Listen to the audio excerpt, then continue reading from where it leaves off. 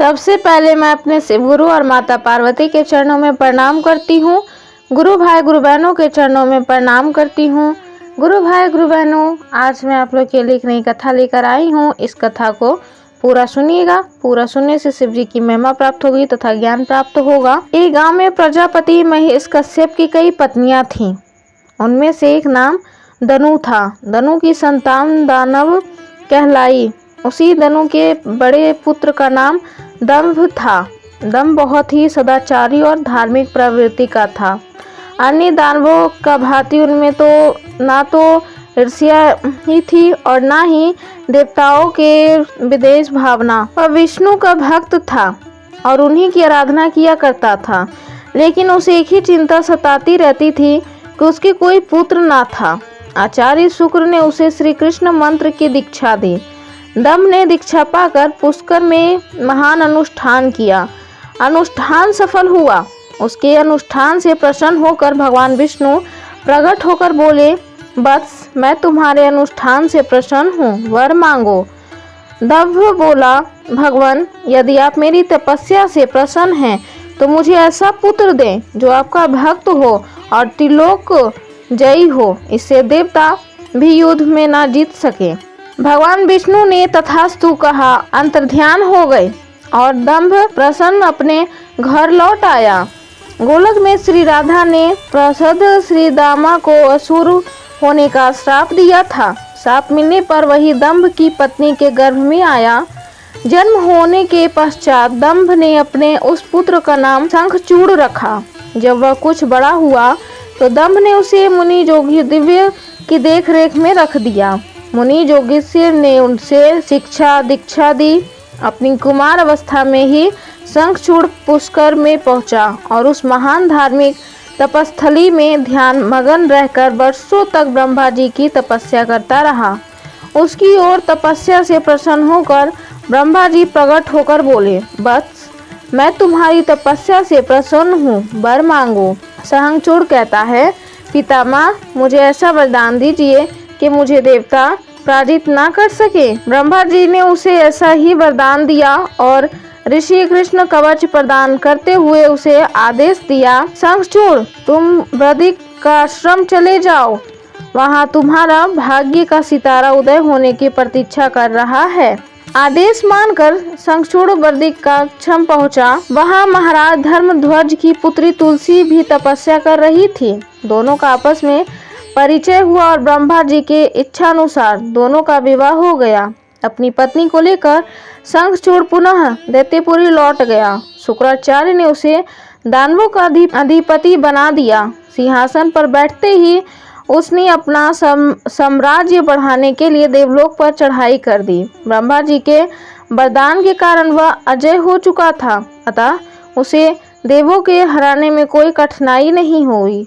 उसने अमरावती पर कब्जा जमा लिया। इंद्र अमरावती छोड़कर भाग निकले। देवता उसके डर से कदाराओं में जा छुपे।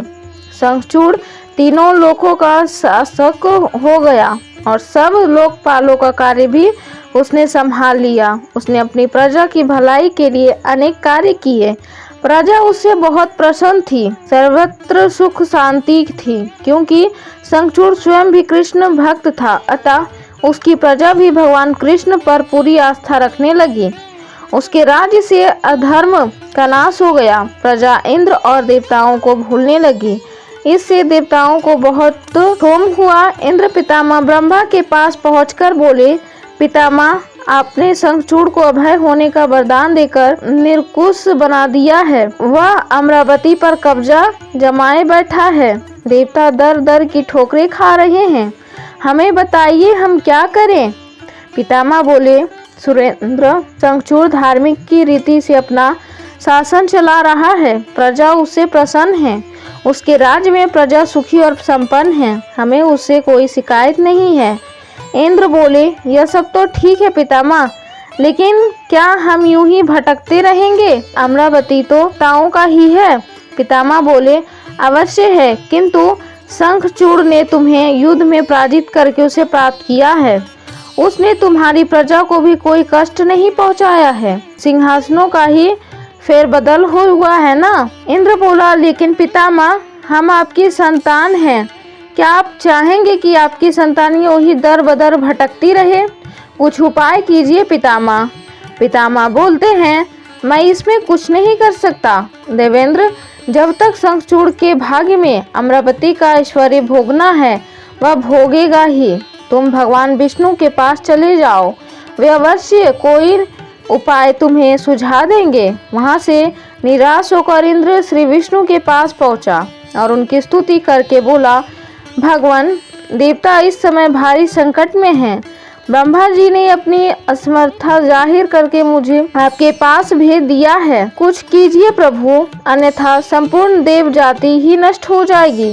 विष्णु बोले, पितामह का कहना ठीक है। मैं भी अकारण शंखचूड़ के संबंधों का हस्तक्षेप करना पसंद नहीं करता। उसकी सारी प्रजा कृष्ण और कृष्ण मेरा ही प्रतिरूप है। मैं अपने भक्त पर कष्ट नहीं होते देख सकता, लेकिन निराश होने की आवश्यकता नहीं। सूर्यराज, तुम भगवान शिव के पास चले जाओ और उन्हीं से कोई उपाय पूछो, वे अवश्य तुम्हारे कष्ट का निवारण कर देंगे। विष्णु की बात सुनकर इंद्र निराश भाव से बैकुंठ से निकल आया। अंत में वह भगवान शिव के पास कैलाश पर्वत न जाकर शिवलोक पहुंचा और भगवान शिव की स्तुति करके अपने आने का प्रयोजन बताया। भगवान शिव ने उसकी बात सुनी और उससे आश्वस्त किया, धैर्य रखो सूर्यराज, तुम्हारा सिंहासन तुम्हें अवश्य प्राप्त होगा। मैं गंधर्वराज चित्ररथ को अभिदूत बनाकर शंखचूड़ के पास रवाना करता हूँ। शिव आदेश अनुसार गंधर्वराज चित्ररथ शंखचूड़ की राजधानी पहुंचा। उस समय शंखचूड़ अपने सिंहासन पर विराजमान था। चित्ररथ ने उसका अभिवादन करने के पश्चात अपने आने का कारण बताया। दैत्यराज, मैं गंधर्वराज चित्ररथ हूँ और भगवान शिव का एक संदेश लेकर आपके पास आया हूँ। यह सुनकर शंखचूड़ के चेहरे पर आश्चर्य झलक आया। शिव के दूत को सामने पाकर वह सिंहासन से उठकर बोला, मेरा अहोभाग्य है कि भगवान शिव ने मुझे किसी योग्य समझा। आप संदेश सुनाइए, क्या संदेश है? गंधर्वराज बोला, दैत्यराज, भगवान शिव का संदेश है कि तुम देवताओं का राज्य उन्हें वापस लौटा दो और उनकी अधिकार उन्हें दे दो। भगवान शिव ने देवों को अभय होने का वचन दिया है। शंखचूड़ बोला, गंधर्वराज, भगवान शिव से मेरा प्रणाम कहना और उनसे कह देना कि शंखचूड़ के हृदय में आपके लिए बहुत ही ज्यादा श्रद्धा है, परंतु यदि उन्होंने इंद्र के बहकावे में आकर मुझे दंडित करने का निश्चय किया तो मैं उनकी बात नहीं मानूंगा और उनसे भी युद्ध करने के लिए तैयार हो जाऊंगा। चित्ररथ वापस लौटा और उसने भगवान शंकर को शंखचूड़ का उत्तर सुनाया। यह सुनकर शिव क्रोधित हो गए और अपने गणों की युद्ध का आदेश दे दिया। उधर शंखचूड़ ने अपने पुत्र अभिषेक कर उसे धनवाधिपति बना दिया और अपनी पत्नी से बोला, मैंने युद्ध स्वीकार कर लिया है देवी, ईश्वर करे युद्ध में हमारी विजय हो।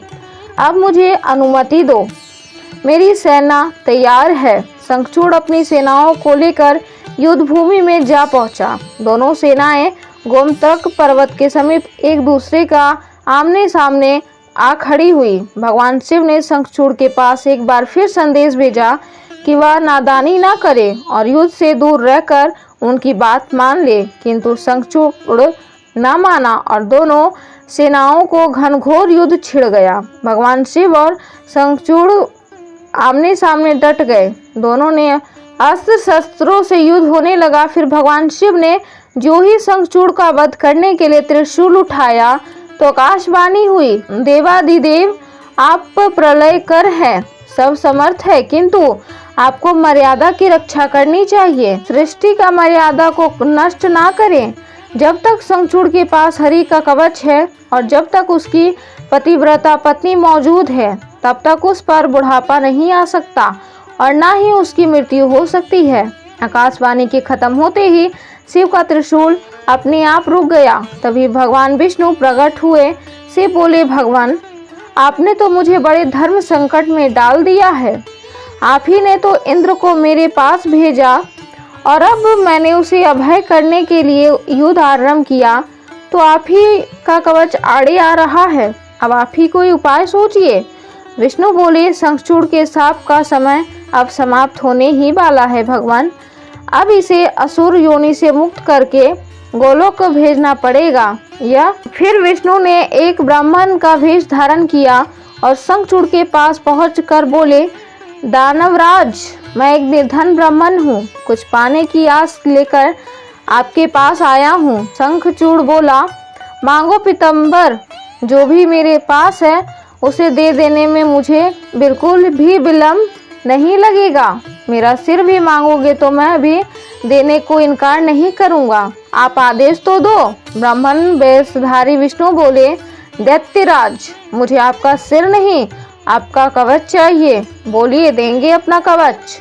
शंखचूड़ ने अपना कवच उतार कर ब्राह्मण वेशधारी विष्णु को सौंप दिए और कहा, अवश्य, यदि भगवान कृष्ण की ऐसी ही इच्छा है तो ऐसा ही होगा। आप कवच ले जाइए। वेशधारी विष्णु कवच लेकर दैत्यपुरी पहुँचे। फिर उन्होंने शंखचूड़ का वेश धारण किए और राजमहल में जाकर शंखचूड़ की पत्नी तुलना के पास पहुँचे। तुलसी ने उन्हें अपना पति ही समझा और उनका स्वागत किया। उस रात विष्णु शंखचूड़ के महल में ही ठहरे। अचानक ही पतिव्रता तुलसी को धोखे का आभास हुआ। वह चौंक कर बिस्तर से उठी, बोली, कौन है तू और मेरे साथ छल करने का तुझ में साहस कैसे हुआ? जल्दी बोल, अन्यथा अपने पतिव्रत तेज से अभी भस्म करती हूँ। विष्णु अपने वास्तविक रूप में प्रकट हो गए। उन्होंने तुलसी को समझाते हुए कहा, सुनो तुलसी, तुम्हारे पति का समय पूरा हुआ। एक सांप के कारण ही उसे असुर योनि में आना पड़ा था। अब से वह गोलोक में रहेगा, क्योंकि तुम्हारा पतिव्रत धर्म ही उसकी रक्षा कर रहा था। इसलिए मुझे छल करके तुम्हें कलुषित करना पड़ा।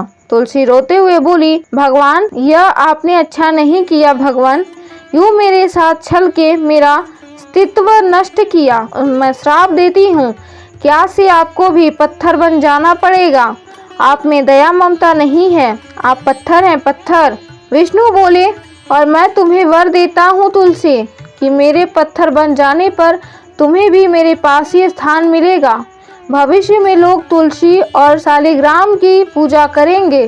तुलसी के बगैर शालिग्राम की पूजा अधूरी रहेगी।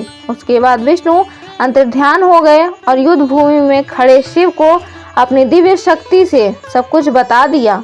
शंखचूड़ और शिव में पुनः युद्ध आरंभ हो गया, किंतु तुलसी के पतिव्रत धर्म नष्ट हो जाने से शंखचूड़ की शक्ति घट गई थी। अतः शिव ने अपना त्रिशूल उसकी ओर फेंका तो वह सीधा शंखचूड़ के हृदय स्थल में विभेद कर गया। वातावरण में हजारों बिजलियां एक साथ क्रोध गई। चारों दिशाएं कांप उठी और देखते ही देखते शंखचूड़ धरती पर जा गिरा। गिरते ही उसके प्राण बखेरू उड़ गए। श्राप से मुक्ति मिलते ही श्रीदामा गोलोक जा पहुंचा। उसकी भस्म से एक शंख प्रकट हुआ, जो कालांतर में भगवान शिव के हाथों की शोभा बना। देवताओं ने शिव की जय जयकार की और इंद्र को अपना सिंहासन पुनः प्राप्त हो गया। तो गुरु भाई गुरु बहनों, अगर मेरी वीडियो अच्छी लगी हो तो मेरी वीडियो को लाइक करें, शेयर करें और अगर मेरे चैनल पर नए हैं तो मेरे चैनल को जल्दी से सब्सक्राइब कर लें। हर हर महादेव, घर घर महादेव।